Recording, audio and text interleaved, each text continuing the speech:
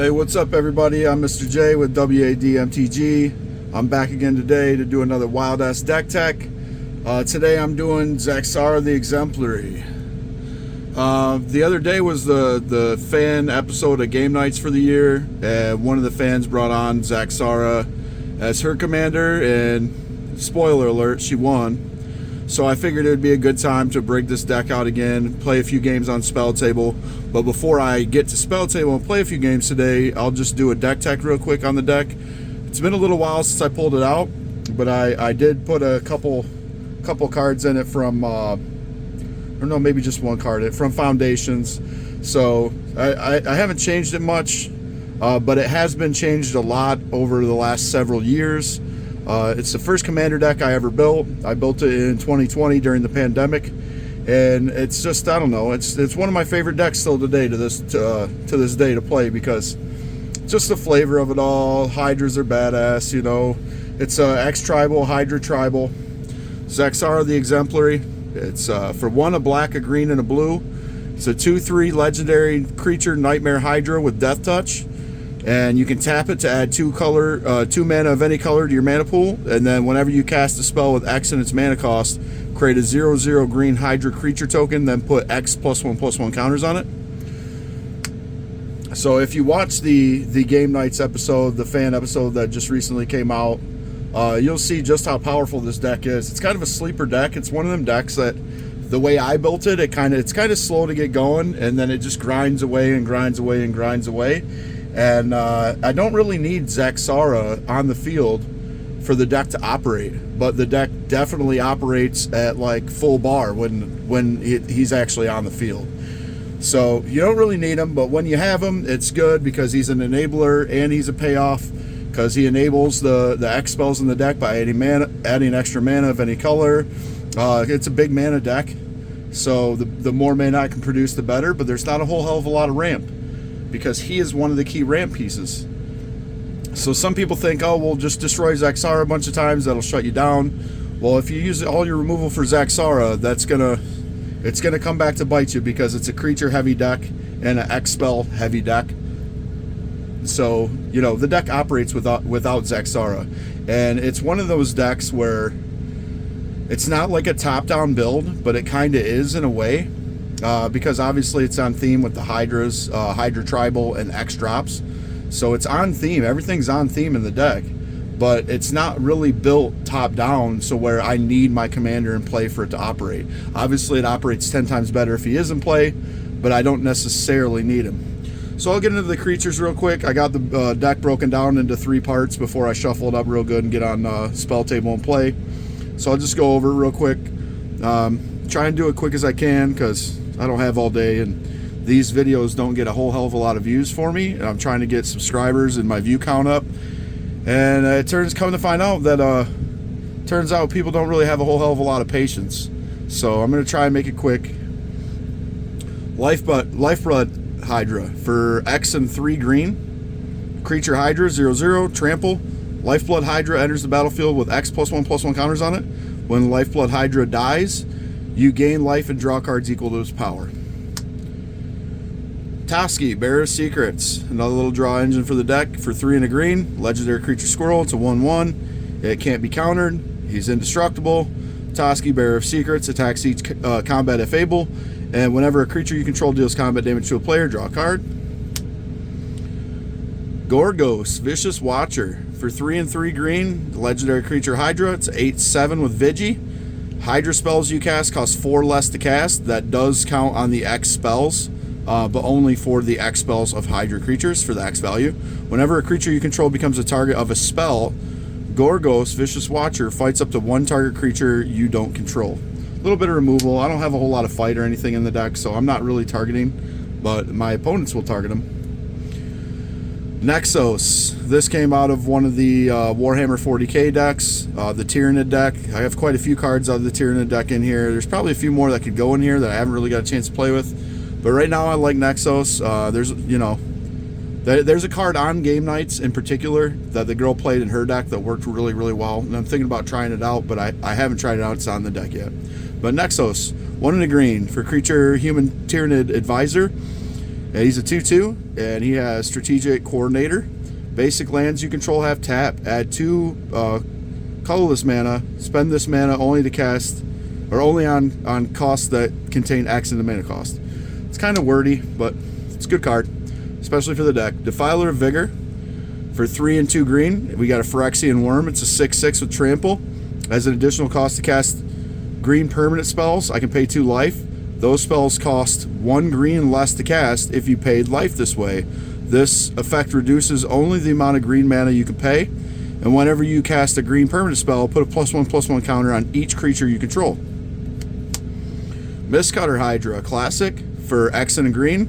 It's a 0/0, or, you know, before X. Mistcutter Hydra can't be countered. Haste, protection from blue. Mistcutter Hydra enters the battlefield with X +1/+1 counters on it, just like all the other ones. Steelbane Hydra, X and 2 green. For a creature Turtle Hydra, it's a 0/0. It enters the battlefield with X +1/+1 counters on it. And then for 2 and a green, remove a +1/+1 counter from Steelbane Hydra. Destroy target artifact or enchantment. Good in the deck. I need artifact and enchantment removal. This card is a card I added fairly recently, but I love this card in the deck. Guardian Augmenter. For 2 and a green, it's a creature Troll Wizard. It's a 2/2. He has Flash. Commander creatures I control get +2/+2, which isn't really relevant, but it can be for like removal spells like Cut Down and stuff like that. And commanders you control have Hexproof, which is super relevant in the deck because, like I said, people do try to get rid of Zaxara, thinking he's the linchpin for the deck, and I need him for the deck to operate. And I don't necessarily, but it definitely goes faster and hums on a much higher level with Zaxara in play. So it's just there as a little bit of protection. Protein Hydra for X and a green, another classic. Protein Hydra enters the battlefield with X +1/+1 counters on it. If damage would be dealt to Protein Hydra, prevent that damage and remove that many +1/+1 counters from it. And then whenever a +1/+1 counter is removed from Protein Hydra, put 2 +1/+1 counters on it at the beginning of the end step. So he doubles up, it's nice. Master Biomancer, really nice card for the deck. For 2 and Simic, a green and a blue. It's a 2/4 elf wizard. Each other creature you control enters the battlefield with a number of additional +1/+1 counters on it equal to Master Biomancer's power, and is a mutant in addition to its other types. I don't really buff him that much, but I can put counters on him. But I don't really buff him that much. His main purpose in the deck is to just buff up my my X-drop creature tokens that Zaxara spits out. The Hydras that he spits out every time I play an X spell. Polokronos, Unchained. I hope that's how you spell his name. That's the best I can do. For 2, a black and a green. He's a legendary creature, Zombie Hydra. Polokronos enters the battlefield with 6 +1/+1 counters on it. It escapes with 12 +1/+1 counters on it. If damage would be dealt to Polokronos while it has +1/+1 counter on it, prevent that damage and remove that many +1/+1 counters from it. And for 1, a black and a green, Polokronos fights another target creature, and then it escapes. For 4, black and a green, exile 6 other cards from your graveyard. You can play it from your graveyard, and escapes comes out as a 12/12. So the idea, he's actually really, really powerful in the deck. Now I get that he's vanilla and he doesn't have trample, but he can fight. And he can fight over and over and over again. And it's a big mana deck, and he's a big swinger because the deck overruns really, really easily. I just start pumping out all these creatures, and I start doubling up their counters and doubling up their counters and doubling up their counters. And if he comes in with 12, he often comes in with 24 or 48. So big hitter in the deck. Nyx Bloom Ancient. Probably could go in several other decks, but I put it in this deck because it's a big mana deck. And if they're using all their removal and it's a late grindy game, I get to 7 mana, I drop the Nyx Bloom Ancient, and then on my following turn I have like 21 mana to just drop a crazy X spell or drop a crazy Hydra. And he has trample, and he's a 5/5, and if you tap a permanent for mana, it produces 3 times as much of that mana instead. Probably could go in a lot of other decks, but he does really good in the deck. Biophagus, for 1 and a green, creature, human Tyranid wizard. It's a 1/3. He has Genomic and Enchantment, or Enhancement. Genomic Enhancement.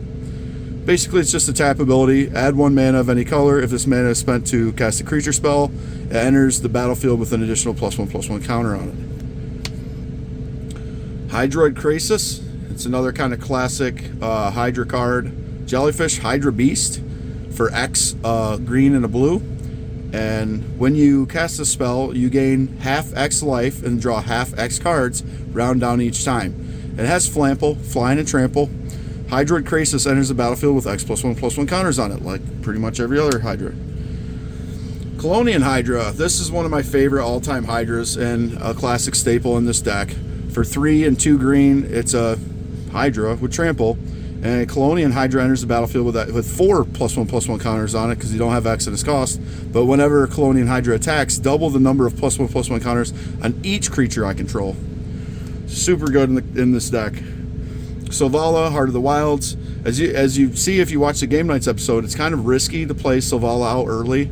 What you really want to do in this deck is wait until you're in the spot where you're going to be able to start dropping big creatures next turn. So if your opponents can capitalize off Sylvala and draw cards off of Sylvala, you want to be able to keep that train rolling and produce more and more and more creatures that are more powerful than all the creatures they can produce. So you're really the only one benefiting off of that, because then they have this humongous bar they have to reach in order to try and draw a card. So everybody kind of knows Sylvala, but I'll read her anyway. For 1 and 2 green, legendary creature, Elf Scout. She's a 2/3.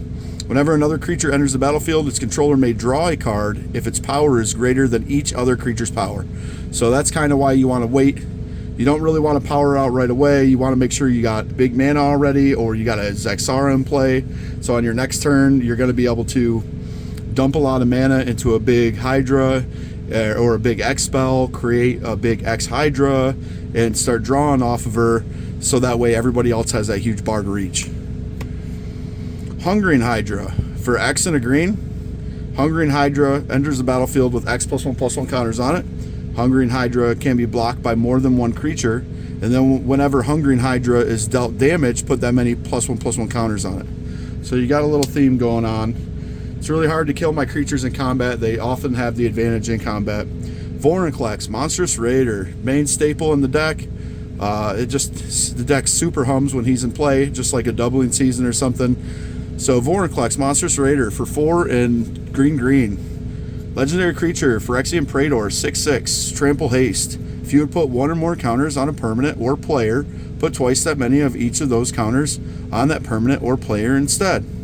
If an opponent would put 1 or more counters on a permanent or player, they put half that many of those kinds of counters on that permanent or player instead, rounded down. So it's super good. Helps shut off your opponent's +1 strategies. Doubles up all your +1 strategies. Also, like ultimates my planeswalkers, like a doubling season.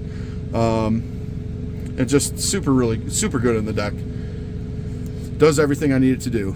So we got Mana Gorger Hydra. It's a 1/1 with Trample for 2 and a green. Whenever a player casts a spell, it gets a 1/1 counter. So it just can get astronomically huge if you drop it early in the game.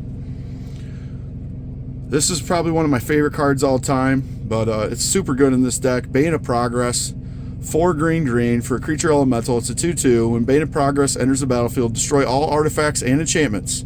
Put a +1/+1 counter on Bane of Progress for each permanent destroyed this way. Stonecoil Serpent, it's an X drop, just no other, just X. It has reach, trample, protection from multicolored. It's a snake, not a Hydra. But when it enters the battlefield with X+1/+1 counters on it, you can play them early. It triggers Zaxara. It is an X spell. So it's just super good in the deck because it synergizes with everything. Herald of Secret Streams. This is like a hidden win con in the deck. It's a 2/3 for 3 and a blue. Creatures you control with +1/+1 counter on it can't be blocked. So it makes all my stuff unblockable. And, you know, get through for an Alpha Strike. Nice little combat win con in the deck. Neverwinter Hydra for XX green. Neverwinter Hydra enters the battlefield, roll XD6, and then it enters the battlefield with number of +1/+1 counters on it equal to the total of those results of the dice. That has Trample and Ward 4. One of my favorite cards ever printed. I had a standard deck with them. I ran 4 copies of it. It was great. Corpsejack Menace. For 2 of black and a green, he's a 4/4 creature fungus. If 1 or more +1/+1 counters would be placed on a creature you control, twice that many +1/+1 counters are placed on it instead. Feral Hydra. For 1 and X, Feral Hydra enters the battlefield with X+1/+1 counters on it. For 3 mana, put a +1/+1 counter on Feral Hydra. Any player may activate this ability. So normally nobody else does because I end up being a big combat threat, but people can. And this deck is capable of making infinite mana, so he's one of those cards where even if he's already on the field and I cast him for a low amount, and I don't have to cast him and give him summoning sickness to make him huge and make him like a 1,000 creature or whatever. I can just pump that mana into him and make him infinitely huge and swing with him. The newest addition to the deck, Mossborn Hydra for 2 and a green. It's a 0/0, like a lot of others. It's not an X-Spell, but it is a Hydra. It does have trample. This creature enters with +1/+1 counter on it, and then has landfall. Whenever a land you control enters, double the number of +1/+1 counters on it. So he gets big quick and he's got trample. Ferocious Hydra, X green. It's another Hydra. It's a trample 0/1, and that enters the battlefield with X +1/+1 counters on it. And when it enters the battlefield, I get to choose one. Double the number of +1/+1 counters on it, or it fights target creature I don't control. Primordial Hydra, another one of my favorites in the deck. One of my favorite Hydras all time. X green for a Hydra creature, enters with X +1/+1 counters on it. And then at the beginning of your upkeep, double the number of +1/+1 counters on Primordial Hydra. And then Primordial Hydra has trample as long as it has 10 or more +1/+1 counters on it. Nice little game ender. Whiptongue Hydra for 5 and a green. It's a 4/4 reach. Lizard Hydra. And then when Whiptongue Hydra enters the battlefield, destroy all creatures with flying. Puts a +1/+1 counter on Whiptongue Hydra for each creature destroyed this way. There's no other flying creatures in the deck. It's hard for me to block flying creatures, so it's just a good card in the deck. Vorinclex, Voice of Hunger. So I got both Vorinclexes in here.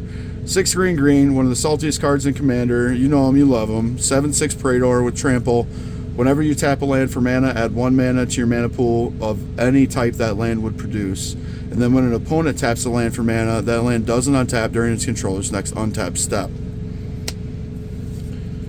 So it kind of locks people out and gives me the mana advantage. If I drop Vorinclex on the field, or either one really, if I drop either Vorinclex on the field, I'm in position to win the game if I can untap. Get to the non-creature spells in the deck. It doesn't have a whole lot of ramp. The deck is kind of built streamlined where it's designed to be casual, but it's designed to be high power casual. It just goes off. It goes off quick. It's like Sex Panther. 60% of the time, it works every time. So I don't really need a whole lot of ramp in it, but you'd think I would. But it doesn't really need it. It operates really good. I don't, knock on wood, but I don't think I've ever had a game with Zaxara where I flooded or I was mana screwed. So I'm not changing it until I have a couple games in a row that are like that. There's no reason for me to change it. But this card's a really good card in the deck. Elementalist Palette. For 3 mana, it's an artifact. Whenever you cast a spell with X and its mana cost, put 2 charge counters on it. I can add 1 mana of any color, so it's just a 3-drop mana rock. But it adds 1 colorless for each charge counter on it. And then I can spend that mana to cast X-drop spells.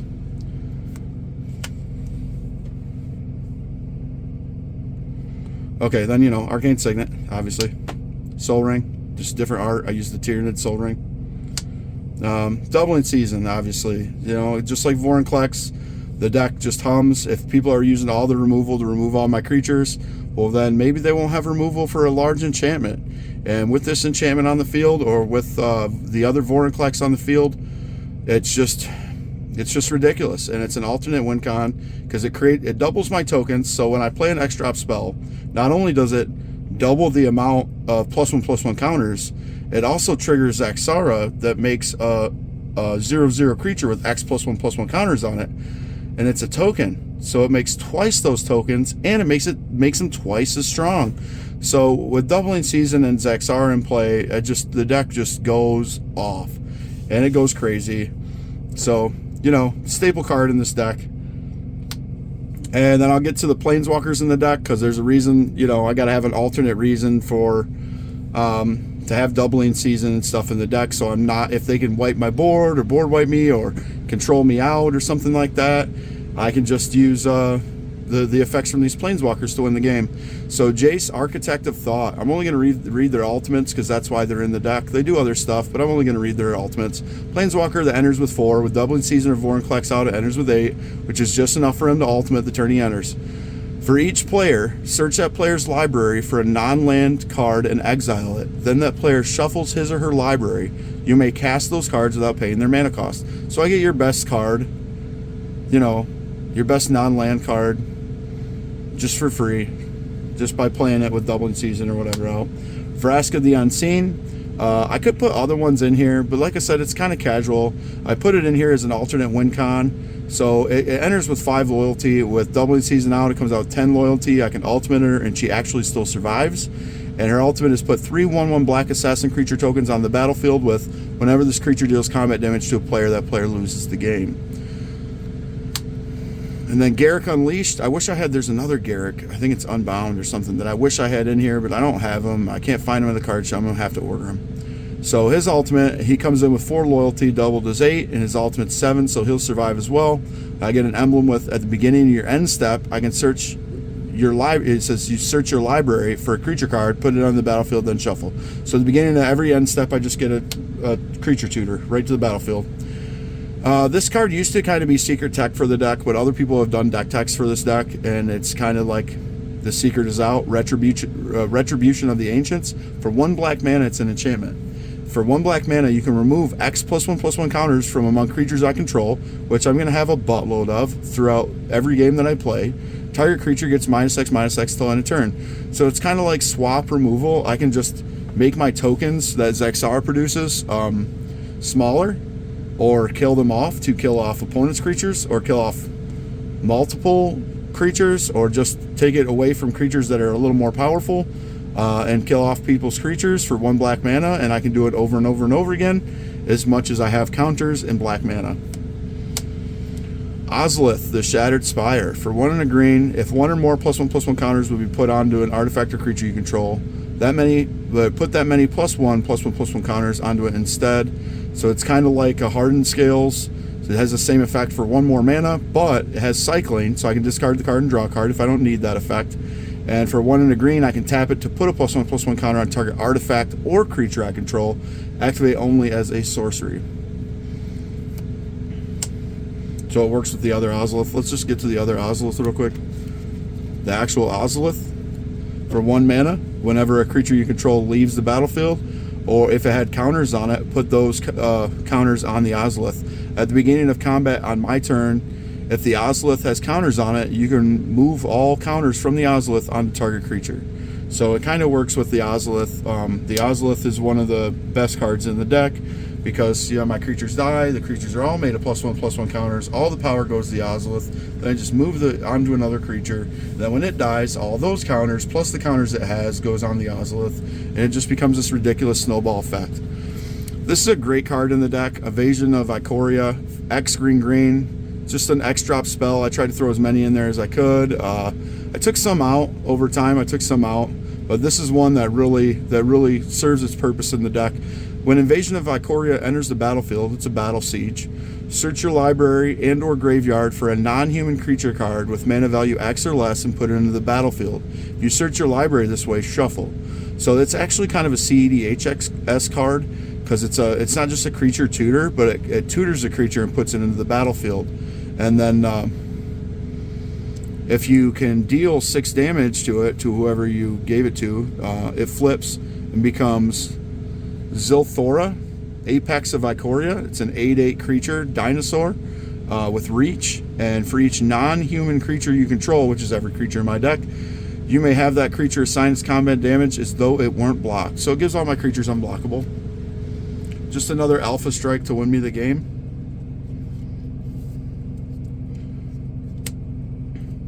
Thassa's Intervention, X blue. I get to choose one, look at the top X cards in my library, put up to 2 of them into your hand and the rest on the bottom of your library in random order, or counter target spell unless its controller pays twice X. Aestheticism, it's in there for protection. Creatures you control can't be the targets of spells or abilities your opponents control, so it gives them hexproof. And then for 1 and a green, you can regenerate target creature. Oldie but a goodie for 5 mana.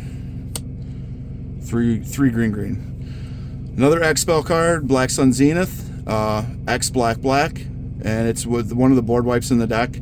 Put X -1/-1 counters on each creature. Shuffle Black Sun Zenith into its owner's library. So it's a big mana deck. I'm making a bunch of mana, pump a lot into X. I can, wipe the board with that, and it creates a creature on the stack. So there's no point in ordering this. I don't think you can order the stack because it's a cast trigger. So Zaxara is a cast trigger. So before Black Sun Zenith resolves, it will spit out another token if Zaxara is on the field, and it'll wipe that creature as well as when it's wiping the board. But if I have the Ozolith on the field, it's just more counters that are put on the field that can be put onto the Ozolith. Or it can be put onto Simic Ascendancy. This is another alternate win con in the deck. For green and a blue, it's an enchantment. For one, a green and a blue, put +1/+1 counter on target creature I control. Whenever one or more +1/+1 counters are put on a creature I control, I can put that many growth counters on Simic Ascendancy. At the beginning of your upkeep, if Simic Ascendancy has 20 or more growth counters on it, I win the game. It's actually pretty easy in this deck to get a Simic Ascendancy win.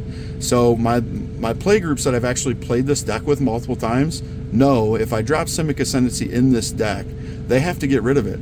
Because there's a better than not chance that if I continue to just play the game and they can't beat me or kill me out right away, that Simic Ascendancy is going to win me the game. Another tutor in the deck, creature tutor, Green Sun Zenith. It's an X drop, X and a green. For sorcery, search your library for a green creature card with mana value X or less, put it into the battlefield, then shuffle. Shuffle Green Sun Zenith back into its owner's library. So you got a nice little theme going there. This is kind of a secret tech card for the deck. I love this card in this deck. Court of Garenbrig. For one green, it's an enchantment. When Court of Garenbrig enters the battlefield, I become the monarch. At the beginning of your upkeep, distribute 2 +1/+1 counters among up to 2 target creatures. Then, if you're the monarch, double the number of +1/+1 counters on each creature you control. Black Sun's Twilight. So for X and a black, it's an instant. Up to one target creature gets -X till end of turn. If X or 5 or more is 5 or more, return a creature card with mana value X or less from your graveyard to the battlefield tapped. So it's removal and reanimation in an X spell. This is the card that won the girl the game in the Game Nights episode. Obviously, it's in the deck. It's a mainstay for X drop tribal decks or for any X spell deck. And her Zaxara deck, and in my Zaxara deck, and in anybody's Zaxara deck if they're interested in building Zaxara. Unbound Flourishing. For 2 and a green, it's an enchantment. It's one of the best cards in the deck, if not the best card in the deck. Whenever you cast a permanent spell with mana cost that contains X, double the value of X. So creatures and stuff that have X, it get doubled.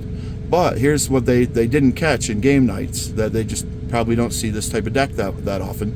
Whenever you cast an instant or sorcery spell or activate an ability, if that spell's mana cost or that ability's activation cost contains X, copy that spell or ability. You may choose new targets for the copy. So it doesn't just double up the value of X, it copies the spell and puts another copy of the spell on the stack. That's how she won. That's how the girl won with Unbound Flourishing, because they had the counter. Josh Lee Kwai had the counter, and he goes to counter the spell, and then he was still able to counter the spell, but he wasn't able to counter the copy. Profane Command. X black. It's a sorcery. I get to choose 2. Target player loses X life, or return target creature card with converted mana cost X or less from your graveyard to the battlefield. Or target creature gets -X till end of turn, or up to X target creatures gain fear until end of turn. So it just kind of does everything I want it to do. It helps get my creatures through. It can be removal. It can be reanimation. It kind of does everything that I would want it to do, a card to do in the deck. And it's an X spell, so it also spits out a Hydra if Zaxara is on the field. Green Sun's Twilight. I really was able to boost this deck up quite a bit when Phyrexia All Will Be One came out, because I believe that's the set where all these cards came in, and maybe it's Aftermath. But these cards are great in the deck. The new colored sun cards. X and a green. It's a sorcery. Reveal the top X cards, or top X plus 1 cards of your library. Choose a creature card and or a land card from among them. Put those cards into your hand and the rest in the bottom of your library in a random order. If X is 5 or more, instead, put the chosen cards onto the battlefield or into your hand and the rest in the bottom of your library in random order. This is the actual card that the girl won with when she had Unbound Flourishing out, was Exsanguinate. It's a, big win con in the deck. You can wipe my field all you want. As long as I'm producing a bunch of mana, I can recast Zaxara, produce more mana, and even if I can't, make infinite mana, this card is a big hitter. Each opponent loses X life for X black. You gain life equal to the life lost this way. So even if I'm able to produce, like, let's say 7 or 8 mana, so 8 mana, each opponent loses 6. So it's an 18-point swing, but then I gain 18 life, which makes it a 36 life point swing. So even if you're just in a large amount of mana towards the end of the game, it's a giant swing. If it doesn't win you the game, it's going to put you in position to win the game. Bred for the Hunt. This is a new card in the deck that came in one of the Warhammer deck, the Tyranid deck. For 1, a green and a blue, it's an enchantment. Whenever a creature you control with a +1/+1 counter on it, which is pretty much all my creatures, deals combat damage to a player, I get to draw a card. So it's like a Toski on an enchantment. Branching Evolution, arguably better than Doubling Season in the deck. Doesn't double my tokens, but it's just another one of them redundancy pieces that doubles my +1/+1 counters. If 1 or more +1/+1 counters will be put on a creature you control, twice that many +1/+1 counters are put on that creature instead for 2 and a green. It's cheaper mana cost, enchantment, great card in the deck. Blue Sun Zenith. For X blue, target player draws X cards. Shuffle Blue Sun Zenith into its owner's library. Now I'll go over both these cards at once, I guess. So Freed from the Real and Pemin's Aura. Both of these cards create infinite mana with Zaxara. So I think it's the only 2 cards in the game that can do it, but there might be something else. Let me know, comment or whatever down below if there's something else that does it. But they both have basically the same ability. They can untap enchanted creature, tap enchanted creature, or untap enchanted creature for 1 blue. That they can give them flying, or enchanted creature can't be the target of spells or abilities this turn. So Pemin's Aura is a little better because it can give them like hexproof at instant speed, and then it can make them bigger or whatever. That's an old ability that's kind of useless. But it also, the main reason why the cards are in the deck are because I can untap enchanted creature for 1 blue mana. So with Zaxara on the field, you tap Zaxara, add 2 blue, use 1 blue to untap him. Tap him again for 2 green, use the other floating blue to untap him. Tap him again for 2 blue, you use 1 of the floating blue to untap him. Then tap him for 2 black, use the other floating blue to untap him, tap him for 2 blue. And that's the link, the loop, where you can just sit there and go over and over and over again and make infinite mana in all of your colors. So it's not just infinite colorless mana, it's infinite colored mana in black, green, and blue. Same exact thing with Pemin's Aura, only the only real bonus is that for 1 blue mana instant speed, enchanted creature can't be the target of spells or abilities this turn. So if you go and resolve a Pemin's Aura, and they don't have counter magic for the Pemin's Aura, but they have like a kill spell, and they try to throw a kill spell on the stack, too bad, because now he's hexproof. Inspiring Call. For 2 and a green, it's an instant. Draw a card for each creature you control with a +1/+1 counter on it. Those creatures gain indestructible until end of turn. So it's kind of a protection spell and a draw spell. Zendikar's Resurgence. For 5 green, it's an enchantment. Whenever you tap a land for mana, add 1 mana to your mana pool of any type that land produced. Then whenever I cast a creature spell, draw a card. So, I mean, I've played with other mana doublers in the deck, but this one is probably the best for the deck because I can ramp with Zaxara in play, and if they don't answer, I play Zaxara turn, like, say turn 4, so super fair, play Zaxara turn 4, and the next turn 5, drop a land, you got 5 land, with Zaxara, 6/7, boom. Now you're doubling up your mana at a fair rate of turn 5, and if you're able to ramp a little early, you can get Zaxara and play a little early. You might be able to play Zendikar Resurgent a little earlier than that. And then every time you cast a creature, you get to draw a card. Then if it has X in its cost, you add a creature token, and it just gets ridiculous. Especially because your mana is doubled, so you're playing X spells.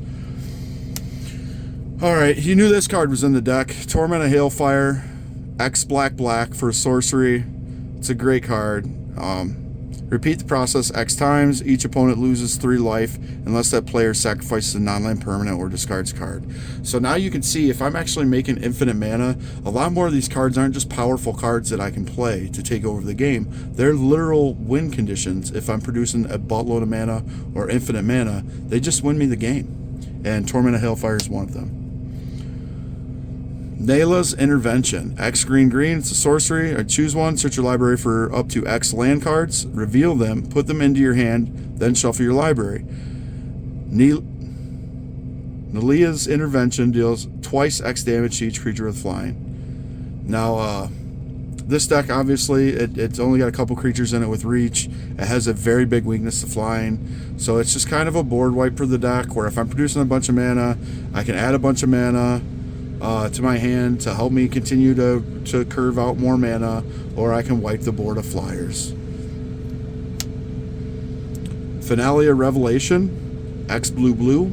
Draw X cards if X is 10 or more, which does happen. Instead, shuffle your graveyard into your library, draw X cards, untap up to 5 lands, and you have no maximum hand size for the rest of the game. Exile Finale of Revelation.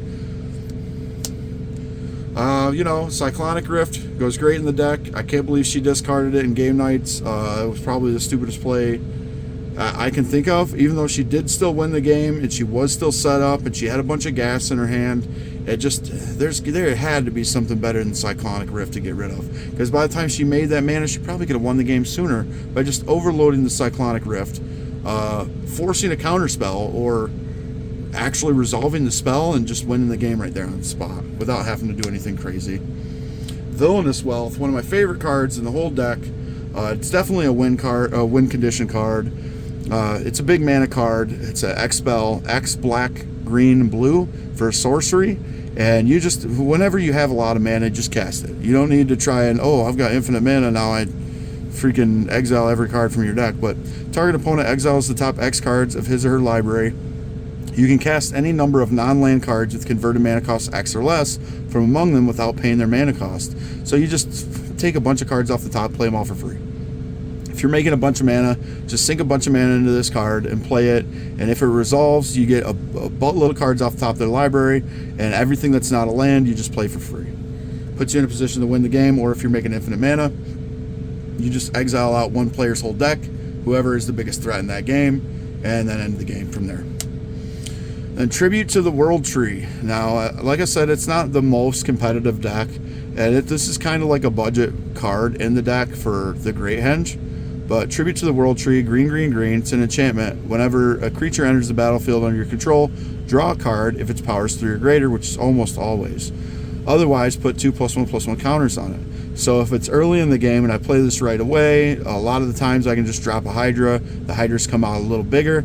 But then as I curve out, it's going to get me to the point where I'm drawing a card every time I play a creature. And it's just when a creature enters the battlefield. So I can play X spell, triggers Zaxara, make a token, and then draw off the token. So this card is just really, really good in the deck. One of my favorite cards in the deck. Tribute to the World Tree. For the land base, it's kind of low on land. There's 34 land total. It has 3 MDFCs. So there's really only like 31 land, so it's got like a low mana curve. But like I said, I've never had a problem in the deck where I'm mana screwed or flooded. So, knock on wood, but it's never happened to me so far, and I've played the deck a lot. So the 3 MDFCs I got in the deck are Turn Timber Symbiosis, Agadeem's Awakening, and Seagate Restoration.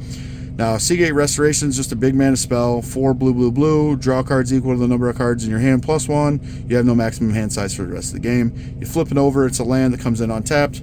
They all are. All these cards are lands that come in untapped. And then you just have to, pay 3 life? Yeah, pay 3 life to make sure it enters the battlefield untapped. Or it just enters the battlefield tapped. You don't want to pay the 3 life. Agadeem's Awakening actually is an X spell, which is why, kind of why this cycle went in the deck. But return from your graveyard to the battlefield any number of target creature cards that each have a different converted mana cost, X or less. So if X is in the converted mana cost, when it checks for when a card is checking for this type of effect, that effect actually is 0. So if you got like one that just costs X, you'll be able to play that as a 0 cost. And it'll probably enter and die. But any other ones that have a pip and X will enter with its pip cost. And then there's other cards, right, that don't have X in the cost. So it helps me bring back cards like Vorinclex or something like that, you know. And then the Turn Timber Symbiosis has a Hydra on it, so it's flavorful as well. That's another good reason to have this cycle in the deck as the MDFCs. And it's a big mana spell as well. 4 green, green, green. For a sorcery, look at the top 7 cards of your library. You would put a creature card from among them onto the battlefield. If that card is converted mana cost 3 or less, enters with 3 additional +1/+1 counters on it. Put the rest on the bottom of your library in a random order. And then it's got a really good land base. You threw in certain arts of lands from like the Tyrannid deck just to give it kind of a better look and flavor. It's got Karn's Bastion in it, so I can proliferate. It's got, you know, Plaza of Heroes is a land in there that just it can make my commander hexproof, and that's the reason why it's in the deck. It's just because an extra kind of way of protection, and there's not a whole lot of protection in the deck. It's good land base. Path of Ancestry, just name Hydras.